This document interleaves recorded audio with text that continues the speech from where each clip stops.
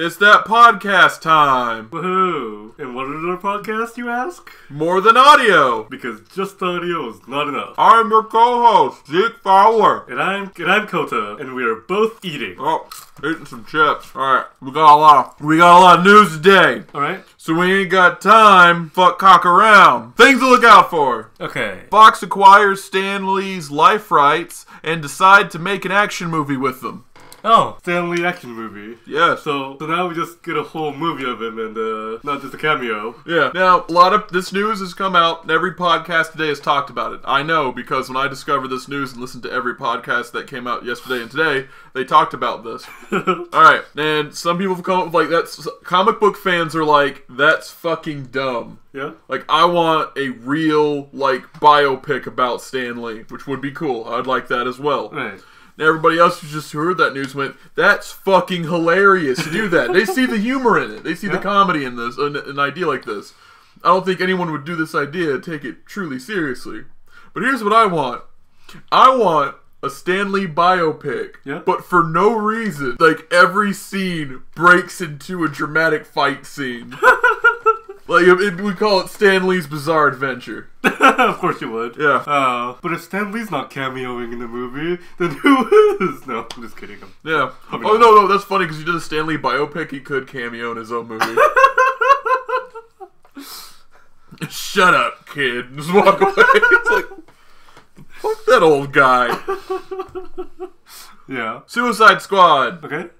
Was successful, and people liked it. Even though everyone who said, I really like that movie, but I hate a lot of these things in it. Which is a complete opposite from the other DC Comics movies, where they're like, I fucking hate everything about this movie, but this one part right here was fucking sick. This idea is so cool. So they figured out how to get people to like their movie. They just haven't gotten to the point where it gives the illusion of spotlessness. Yeah. Like, nothing's spotless. You go through anything, you can tear that shit apart. One thing that was very successful in that movie was that people liked Margot Robbie's Harley Quinn. Yeah, okay. So, they're gonna make a Harley Quinn movie. Oh. Margot Robbie's not only starring in it, but is an executive producer. Which means, I don't know. But that was news. Maybe, like, if they was like, I don't know, I don't think the character would do that. Well, I, being Jeff Johns, president of DC Comics, think it would. Yeah, but I'm Harley Quinn the character now, so I think she does this. Right. Yeah, plus she could pull a movie. Yeah. She's smart and talented enough to do that. Alright, on the other side of things. Okay. Marvel, there's been some leaks about the plot details of motherfucking Infinity War. Okay. But, my friend, they're all rumors right now. Alright. Things that have been talked about it, that have been, like, people who have seen the script have said it is not an adaptation of the Infinity Gauntlet storyline, Infinity War, or even the Infinity War storyline, but it's an original story that takes cue or inspiration from that story. Right, of course it is.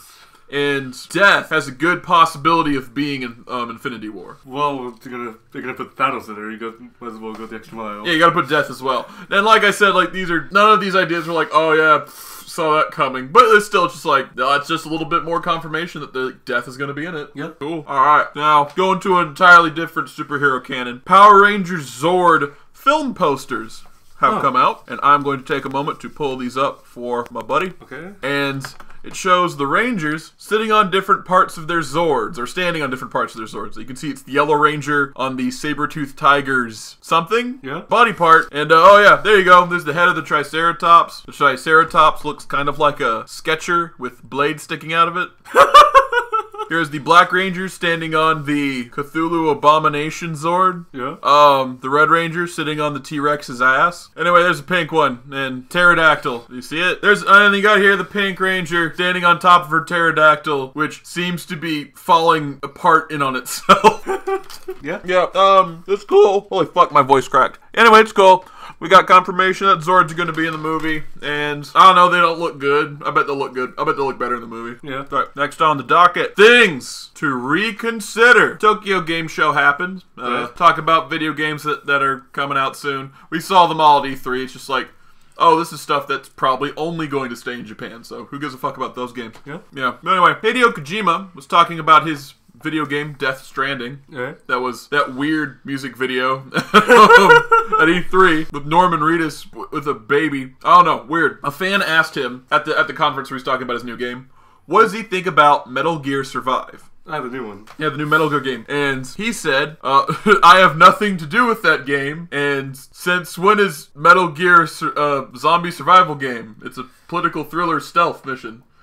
Now, that's not to say that zombies don't exist in the world already. Right. I think what he was trying to get across was like, they would be a part of the world. They wouldn't be the main focus. Yeah. Yeah, but they're, I don't know, it's just weird. It's just really weird. And possible, this could be a spin-off or something. It is a spin-off. Okay. But it's like, no, it just does not read Metal Gear. But that's fine. We got one more thing to reconsider. Todd McFarlane really wants a new Spawn movie, you guys. Yeah?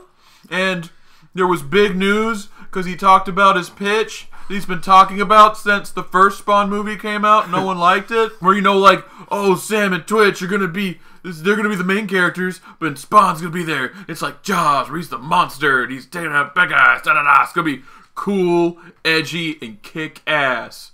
Like, he talks about this every fucking year, and Todd, man... Spawn had its time. Spawn had his time. There's a reason that people aren't clamoring to make Doc Savage movies or, I don't know, anything really involving, like, the sunken city of Atlantis, dun dun dun, because those are ideas, products, genres of their era. Like, dude, you can rest easy knowing that you make and still make millions of dollars off the ultimate 90s comic. But Spawn was born in the 90s and he died there. Like, keep making money off nostalgia. You don't need to work this hard, Todd. Like, you ain't gonna get a movie. You don't need to get a movie. Alright? Yeah. Calm the fuck down, Todd. Calm the fuck down. Alright. I don't know. What do you think about that? I don't know. After a lot of things get rebooted into theaters, I wouldn't be surprised if it actually happened. Okay. Well, that's things to reconsider. Okay. Now time for our favorite segment. Toys! For? Kids! Woohoo! Yeah! Uh-huh. Uchu Sentai Q Ranger has been trademarked. Oh. By Toei. So, the next Super Sentai season will have something to do with space. Yeah, in space. In space. Now, as we all know, if you follow the Amiibo game, yeah, there's a Bayonetta amiibo coming out for Smash. Yeah. Okay. Yeah, exactly. Platinum has revealed that they have been working really hard on this amiibo. Oh. In fact, they've also been working hard on a Bayonetta 2 amiibo. Oh. And they want to make sure that before any of them come out, that they're just right. Okay. So clearly they're doing something for the amiibo. Yeah. Alright, well, keeping in fashion with Nintendo, it's time for the segment that you turn off this podcast for. Pokemon Sun and Moon Roundup!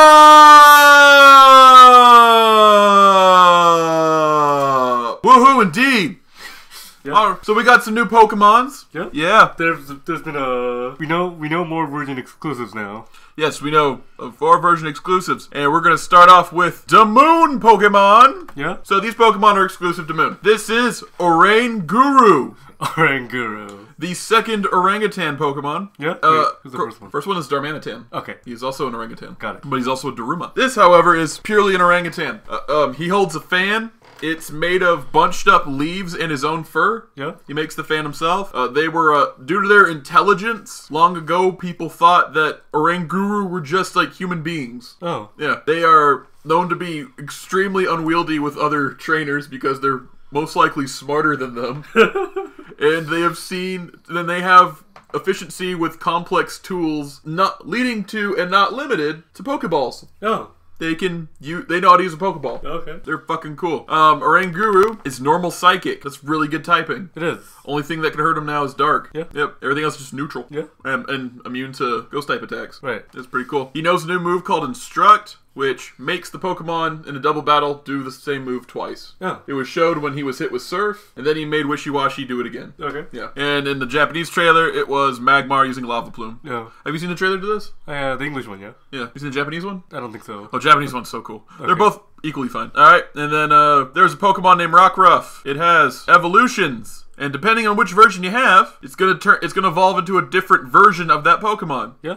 Its name is Lycanroc, and this is Lycanroc from Moon. Oh, it's Lycanroc Midnight form. It is a werewolf. Its entire game strategy around it is built around the move counter, which is interesting because it's not really. It's a good idea and concept, but in order to make that move work, he's going to have a really high attack stat and really high physical defense stat. Okay. But I think that's part of his game because the whole thing they talk about Lycanroc Midnight form here is that they like to get in fights. And they like to get hurt. Yeah. In fact, their love for pain is so powerful, it makes their eyes glow red.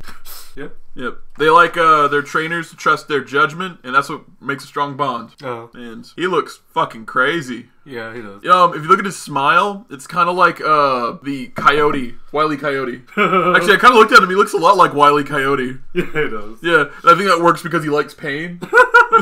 Anyway, I like that Pokemon. And then we got Rockruff's other form in Sun version. Yeah. This form's exclusive to Sun. Lycanroc Midday form. Okay. Yes. And something they mentioned on the Pokemon website is that the reason that they have evolved this way is not because of the difference between night and day, is because of the influence that Solgaleo and Lunala have on the Sun and Moon. Oh. Yeah. Okay. So Lycanroc Midday form, his whole strategy is based around high attack stat, high speed. Getting in there, getting out, taking hits, and getting away, doing as fast as possible. Yep. Yeah. And he has a new move called Excel Rock, which is a priority rock move. Oh. That's really cool that Rock has a priority move. Because Rock is a shitty defensive typing, but it is a awesome offensive typing. Oh. It sucks defense. It kicks ass offense. And the other Pokemon exclusive to Sun is my favorite, Simeon. Simeon, the Rugby monkey. Yes, it's a lemur though. It's a lemur, yeah. But same thing. Yeah, the lemurs are different. But yeah, it's a rugby lemur. Yeah. And is the teamwork Pokemon. Okay. They live in troops of 30. Oh. But only the 10 of the best are allowed to move on for hunt and training. Yeah. They go out and collect berries. They train with the ball, and sometimes that training is so stressful. The other Passimians just run away. Sometimes they're just afraid of the ball. Yeah. Get the ball, throw the ball is what Passimian is all about. And even that's a big thing about its how it deals with its trainer.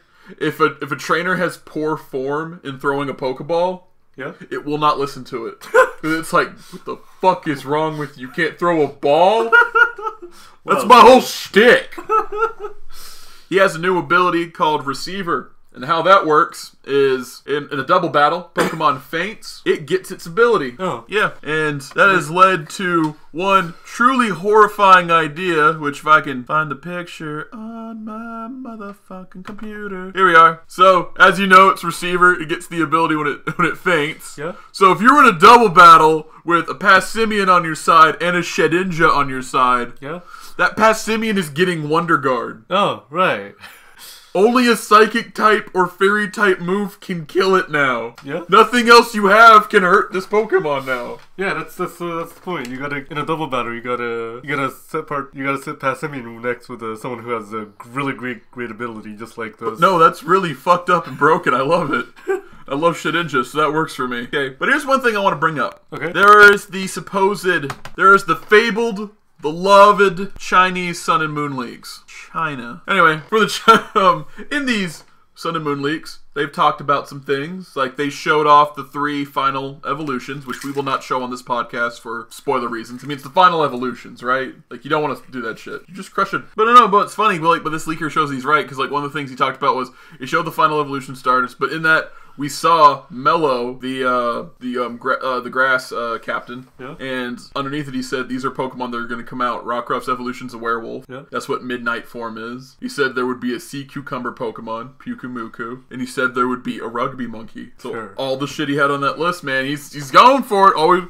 All we're waiting for now is a snowman, and that guy's gonna get fired from his job.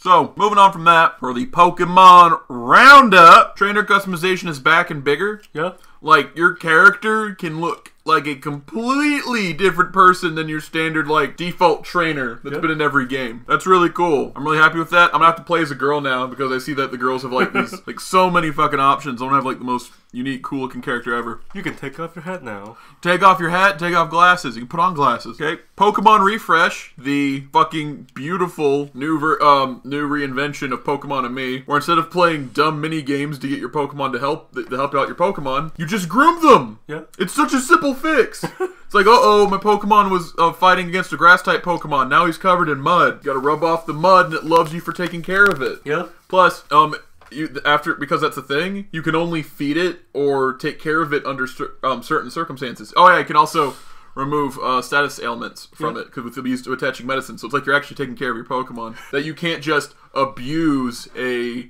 shitty mini game to make all of your Pokemon fight harder for you in game. Yep. It's a real mechanic, and it makes sense how Pokemon Refresh works now. And I think that is a goddamn godsend because I loved Pokemon and Me, but it had like. I agree with everyone who's like, that's so fucking dumb. I don't want to play that mini game over and over again. I was like, yeah, how should they do that? You know what? You should just like combine super training. But no, they went with the right way and they just said, no, fuck it. You're gonna actually like take care of your Pokemon. Yeah, yeah. We got new Z moves. Yeah, we do. We got Pikachu's. Catastrophica. Yep. This is a reference to a meme. What is it? Yeah, a while back, like 2009. Yeah. There was a Pikachu dance video. Yeah. And all of the moves from that dance video are the moves for the Z move dance. Oh. Yeah. So it's and then you chuck Pikachu in the fucking air and he spins like a grenade. He spins going down the ground like an electric grenade. Yeah. That's Catastrophica. Adorable. And then, of course, we have the best one. Yeah. Eevee's Extreme Evo Boost. Oh, that's the one where Eevee calls off the evolutions. Yes. And I'm going to show you this. You, the audience, will never get to know what this picture's name is. But it's a picture you're going to see in the video. We just said it. I know they're going to see the picture in the video. But they're never going to know what the name is when I found it. Oh, okay. And it's not because someone was being crass. You just look at the picture. Look at Vaporeon. Yeah? It's like, sup? It's like, yeah, they're JoJo posing! You know, it's hard to tell when someone's on all fours. It is hard to tell, but like, that is the all fours equivalent of, like, they are JoJo posing. Look at the sparkles in the background. Anyway, this is the first Z move that turns out to be a status move as opposed to a full-on attack. It increases all of Eevee's stats 2 stages, and it looks really cool doing it. Yeah. That's everything. Yeah, that is everything. Yep, show's over. Get the fuck out. Get out. Get up out of that chair. Now. Now! You got chores to do. What? Don't you ever talk to me about that way. No, you get up and you do your fucking chores. I don't care what your counselor says. This is my house. Pick up that stool and you start churning butter. I swear to God. Oh, the demon's gonna take you, boy. The demon.